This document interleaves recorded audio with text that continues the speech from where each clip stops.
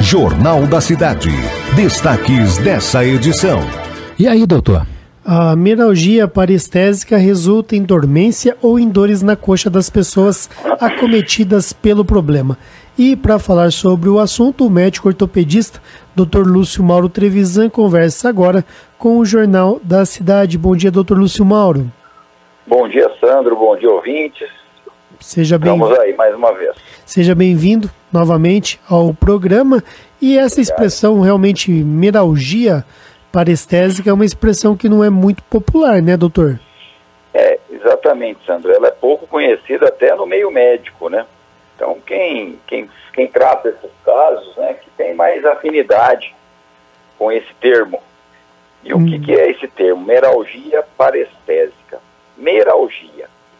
Mialgia vem, meros, né? Vem do grego, parte da coxa, vamos dizer assim. E algia é dor. Então é dor numa região da coxa.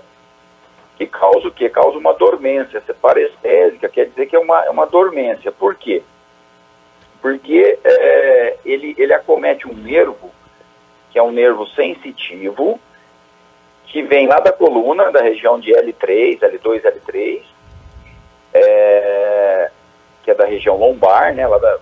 Passa ali da região profunda do abdômen, vem pela coxa, passa pelo ligamento inguinal, que é na região da virilha, e ele vai na região lateral da coxa. Esse nervo ele é chamado de nervo cutâneo lateral da coxa, que é o nome do nervo que é acometido pela mialgia parestésica. Geralmente alguma coisa que aperta esse nervo que dá essa sensação de dor em queimação na região lateral da coxa. Então, interessante. Agora, por que esse nervo é apertado, vamos dizer assim? Então, as causas dessa compressão é tudo que aumenta, como você falou, né? Como a gente falou aqui, que é o que aumenta a pressão no nervo. O que aumenta a pressão no nervo? Obesidade, aumento do volume abdominal. Gestação, né? A gravidez, na fase aí nos últimos meses da gestação, isso aumenta bastante. E o uso de roupas apertadas, muitas vezes comprime esse nervo e dá essa sensação. E muitas vezes relacionada à postura à posição que a gente está. Geralmente, quando a pessoa senta, aumenta os sintomas. Por quê? Porque a hora que você senta, né, o volume abdominal, ele causa a pressão no nervo e essa dormência, essa queimação aparece. Quer dizer que quando a pessoa sente cotidianamente essa dormência ou essa queimação, no momento que ela senta, significa que alguma coisa não está correto? Exatamente, alguma coisa que está apertando, comprimindo esse nervo. Geralmente, numa região que é da virilha, que é da região que é uma região que tem um ligamento chamado ligamento inguinal, né? Que é uma faixa elástica que vem lá da ponta da bacia e vai para a região de dentro da coxa.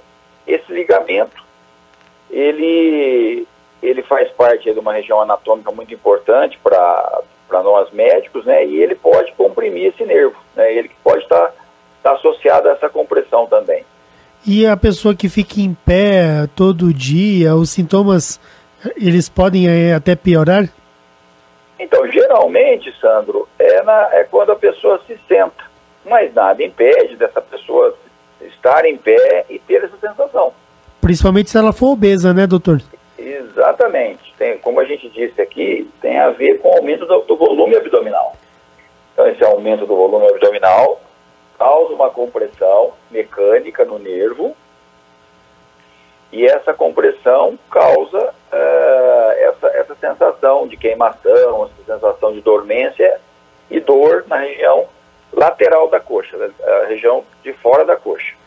E esse tipo de situação, essa mialgia parestésica, é algo muito comum, a gente vê bastante aqui no nosso... Assim, não é uma coisa, por exemplo, como uma dor lombar, né, a dor nas costas, que vai para a perna como a ciatalgia, por exemplo.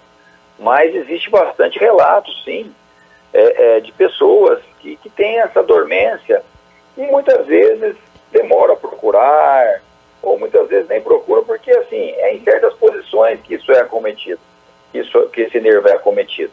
Então a pessoa muitas das vezes deixa para lá, entendeu?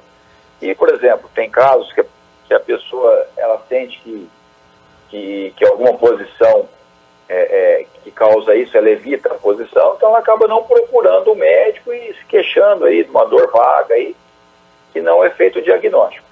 Mas é comum, sim, as pessoas se queixarem dessa dormência, né, nessa região. Doutor Lúcio, enquanto eu pesquisava para poder formular as perguntas para essa entrevista, eu achei ali alguns pacientes relatando que eles sentem muito esta dormência no momento que eles usam o vaso sanitário. E que Exato. Esses pacientes que sentem esse formigamento, essa dormência, normalmente são obesos e ao usar o vaso sanitário, eles sentem a perna deles ali adormecida. Exatamente, Sandro. Por quê? Porque quando você senta no vaso, o vaso ele é um assento bem baixo, você dobra muito a coxa, né? E acaba tendo que muitas vezes fazer força para fazer as necessidades, né? E essa força aumenta a pressão intraabdominal. Então isso acaba aumentando a compressão no nervo. Agora, como é que é feito o diagnóstico dessa doença? O diagnóstico praticamente ele é clínico. Por quê? O que é clínico? A história do paciente e o exame físico, né? Porque quando você vai pedir um exame, o exame que poderia constatar alguma coisa, uma alteração neurológica, é a eletroneuromiografia. E a eletroneuromiografia, ela só dá alterado quando o nervo está dando sintoma. E às vezes, a hora que a pessoa vai fazer o exame, esse nervo está normal, né? Então, muitas vezes, não é sempre que é acusado na eletroneuromiografia. Qual outro exame que pode ser feito? Um ultrassom, né? Ultrassom da região inguinal, que vê o ligamento inguinal, vê alterações, muitas vezes, do nervo, né? O nervo ele fica mais espessado, mas isso tem que ser um ultrassonografista muito familiarizado com essa doença, porque muitas vezes também passa despercebido, tá? Então o diagnóstico praticamente ele é clínico. O que é clínico? O paciente conta a história, você examina o paciente, ele está mais obeso, né? Você pergunta em qual posição que ele sente mais, em quais situações, como você falou, né, na hora que você entra no vaso sanitário, é onde o médico faz o diagnóstico. Entendi. E aí, feito o diagnóstico, quais são as possibilidades de tratamentos? Então, o tratamento basicamente é diminuir a pressão no nervo. De que maneira fazemos isso? Perdendo barriga. Uma delas é perder peso. No caso da grávida, tem que dar à luz. Tem que esperar. Alongamentos, né? Fazer um pouco de alongamento ajuda, porque o alongamento melhora a postura, que descomprime o nervo. Mas, basicamente, o tratamento vai ficar em cima de perder esse volume abdominal.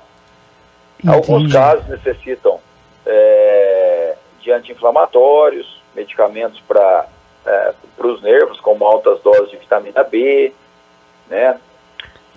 E alguns outros casos mais raros, um bloqueio guiado por ultrassom e, mais raro ainda, a descompressão cirúrgica, né? Porque o próprio fato da pessoa perder peso, melhorar a postura e fazer os alongamentos, fisioterapia, acupuntura, né? Já melhora os sintomas.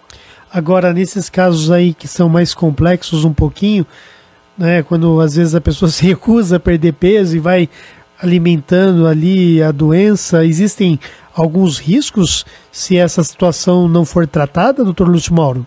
Olha, é muito raro, viu, Sandro? Porque uma coisa que eu me esqueci de falar foi o uso de roupas apertadas, tá?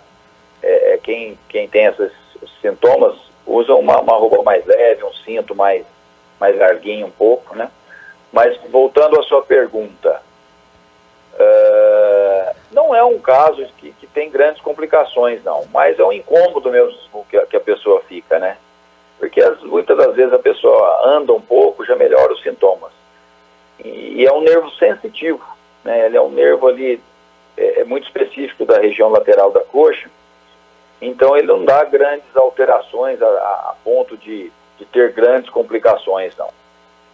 Agora, nessa questão do aperto, das roupas apertadas, dos cintos, a gente percebe que algumas mulheres usam aquelas cintas modeladoras e são bem apertadas. Eu acho que elas até antigamente tinham um nome de espartilho, se eu não estiver enganado. Exatamente. Mas, né, o que pode ser dito sobre isso? Olha, pode ser uma das causas, né? Se a pessoa está usando isso e tem esse sintoma ao usar, com certeza tem que deixar de usar, né? Deixar de usar essas roupas mais apertadas, que faz parte de uma das medidas do tratamento. Bacana, quer dizer, a cinta modeladora é uma gambiarra, né, estética. Tapar o sol com a peneira, vamos dizer. Exatamente, o negócio realmente é se conscientizar. Mas faz parte aí da cultura de muita gente, acha que deve usar, né? Então, quer dizer, a gente tem que respeitar, né? Mas é o que você falou. Não, tem que respeitar, mas aí o Dr. Lúcio Mauro está aqui para orientar, né? Orientar e dizer aquilo que é correto, porque o que é o correto? Tudo bem, nós podemos até tentar e às vezes não conseguir, mas o correto é a alimentação balanceada, exercícios físicos e uma vida saudável. Perfeitamente, exatamente isso, Sandro. É a gente ir direto na causa, né? Então, se a pessoa perde lá alguns centímetros de volume abdominal e melhora a sua postura, isso já é o bastante para resolver este caso. Tá bom. Não precisa ficar tomando, né, doses de anti-inflamatório e ficar naquela dependência de medicamento, né, que é o que a gente menos quer. Lúcio Mauro, quero então agradecer sua participação aqui no Jornal da Cidade, agradecer pelas orientações, por se colocar à disposição, não é? E até a próxima semana, se Deus quiser. César, muito obrigado, eu agradeço mais uma vez, um abraço a todos. Uma ótima tarde a todos, né? Já estamos entrando no período da tarde. É verdade. Nós conversamos com o médico ortopedista, traumatologista, Dr. Lúcio Mauro Trevisan, participou conosco falando sobre meralgia parestésica, não é? Tipo de doença aí que resulta em dormência ou também em dores na coxa das pessoas acometidas pelo problema.